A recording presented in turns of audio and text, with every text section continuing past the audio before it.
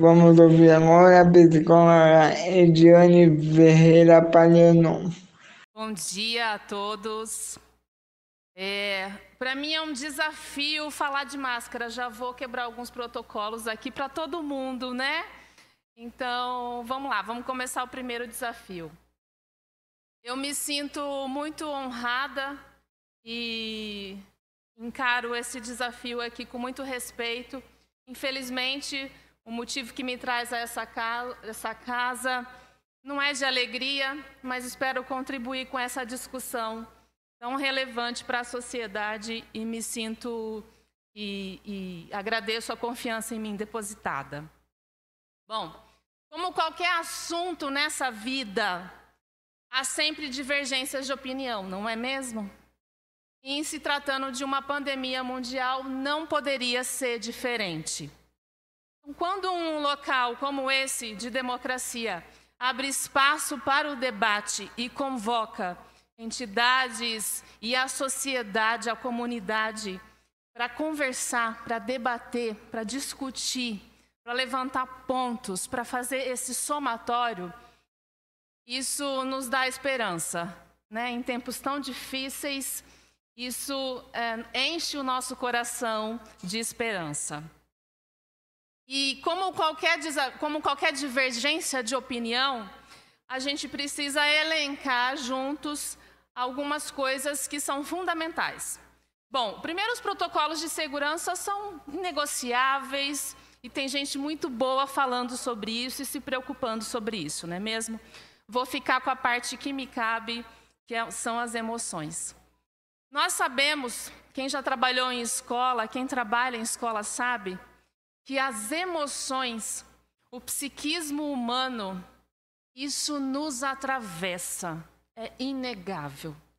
Um professor, um coordenador de escola, uma merendeira, né, o porteiro, ele sabe que as emoções atravessam o aluno e influenciam diretamente no processo de educação. E vocês acham realmente que no momento que a gente está vivenciando esse de pandemia mundial, essas emoções não vão atravessar esses alunos? Quem iremos receber no retorno às aulas?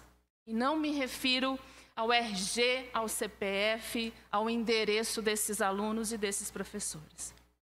Me refiro a quem somos nós quando retornarmos para a sala de aula. Quem é esse professor? Quem é esse aluno? Quem é essa família? Quem é esse colaborador da escola?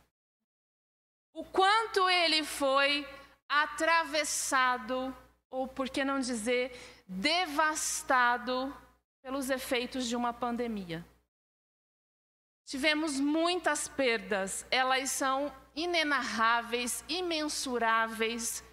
Talvez os nossos filhos e os nossos netos vão conseguir mensurar as perdas que tivemos, né? Quem continuar estudando sobre isso. Hoje são suposições e baseado no que a gente tem visto de experiência. As perdas são inúmeras.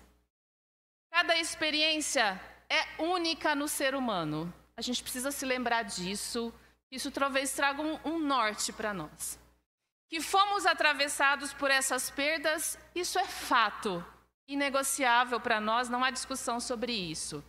Agora, o quanto fomos atravessados por essas perdas? Só nós poderemos dizer o quanto isso nos causa e tem nos causado. Só o professor vai poder dizer das perdas que ele teve, só o aluno vai poder dizer as perdas que ele teve. Podemos supor algumas perdas, podemos relembrar aqui, né? As famílias perderam emprego, perderam renda, a gente perdeu a liberdade do ir e vir, perdemos o convívio social. Alunos pequenos perderam habilidades sociais. As crianças estão se esquecendo. Como é conviver em sociedade? A gente não leva a criança nem ao mercado mais. Eles não sabem mais como se comportar socialmente. Aquela historinha quando a gente diz para o filho o que espera dele quando a gente chega num aniversário, Você chega lá, cumprimenta o tio, a tia, seja educado, né? Como assim, como assado. A gente não tem mais como fazer esse exercício. E a escola sempre foi palco da gente treinar essas nossas habilidades sociais, não é mesmo? Lá, depois da nossa família, a escola é o primeiro local em que a gente treina essas habilidades sociais, em que a gente se coloca à prova no mundo para poder fazer essa troca. É lá que a gente leva a primeira mordida, é lá que a gente negocia o brinquedo, é lá que a gente respeita a nossa vez na fila. É lá que a gente aprende e depois a gente carrega isso para a nossa vida, para o resto da vida. A gente só se atentar aos protocolos de segurança, que são fundamentais, isso pode ser de grande risco para nós. Os professores são e vão continuar sendo grandes protagonistas da humanidade. Sem professores não seríamos nada. Nunca, jamais. Falo aqui uma historinha que quem me conhece é repetida, vou repetir pela milionésima vez, mas sempre vale a pena lembrar. Freud, o criador da psicanálise, depois que ele ficou famoso, a escola dele chamou ele de volta para dizer: por favor, doutor Freud, venha nos visitar, né? Você é ilustre agora, você é famoso. Venha aqui conversar com os nossos alunos, que honra. E aí esperavam do doutor Freud, talvez grandes falas, né? E para surpresa de todos, ele disse que se lembrava muito pouco do pedagógico que ele aprendeu na escola. Pouquíssimo. Mas que era inesquecível a relação e a admiração que ele teve pelos professores e que ele devia tudo que ele era aos professores. Ele não se lembrava de matemática, de português ou de regras, mas era inesquecível a admiração e olhar para o professor e pensar: eu quero ser igual a ele.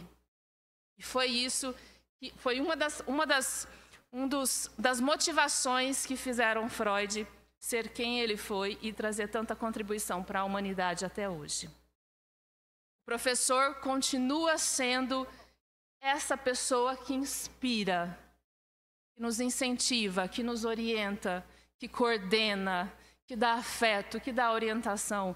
E quando a gente pensa em rede pública de ensino, famílias e crianças, adolescentes que já têm tantas dificuldades, o professor tem um papel de mais importância ainda. Ouso dizer que o professor pode ser a pessoa que vai dar o tom. O professor vai dar o tom novamente dessa orquestra que precisa continuar tocando. O professor vai fazer essa mágica acontecer para que alunos, família se oriente novamente, tenha um rumo novamente, consiga se organizar emocionalmente. Agora, não podemos colocar mais isso na conta do professor, não é mesmo? Ele já tem tanta coisa para fazer por si só, né? Já é tão desafiante para o professor. Vocês me chamaram aqui para emitir a minha opinião, né? Para contribuir com essa comissão. E é fundamental que a gente inclua nesse retorno um espaço para que o professor possa trabalhar as suas emoções, né?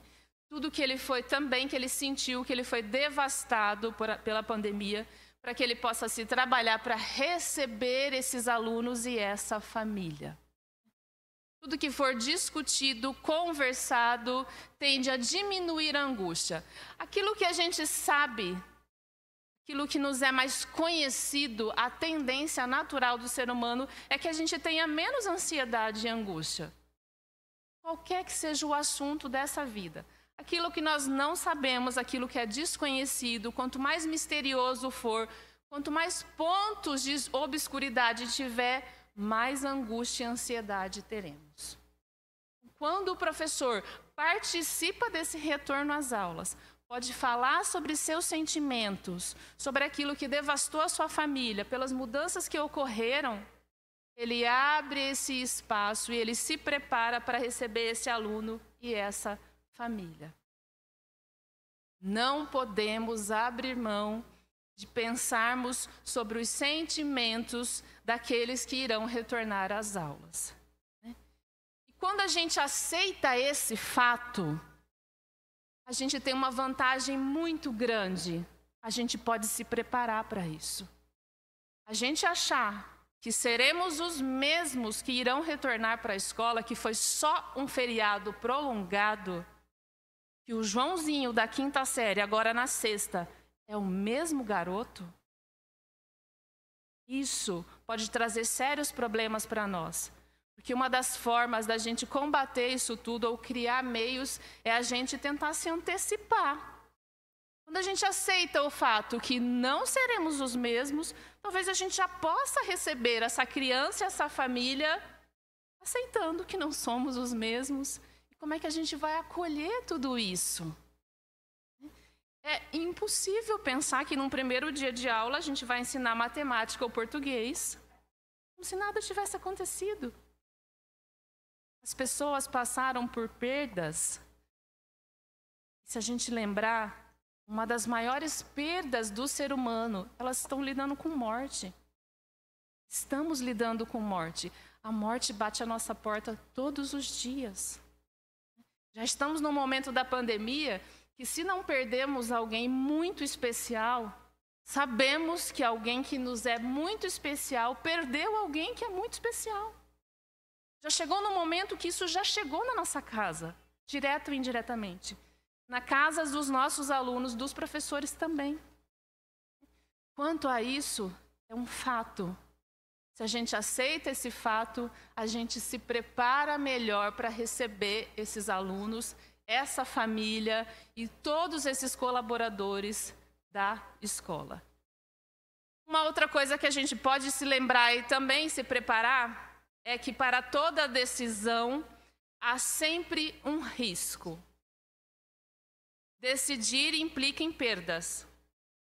Quando a gente precisa decidir sobre o retorno das aulas, a forma como iremos fazer, os protocolos que iremos seguir, personalizar cada escola, cada comunidade sabe o que funciona para a sua comunidade escolar. Da invenção.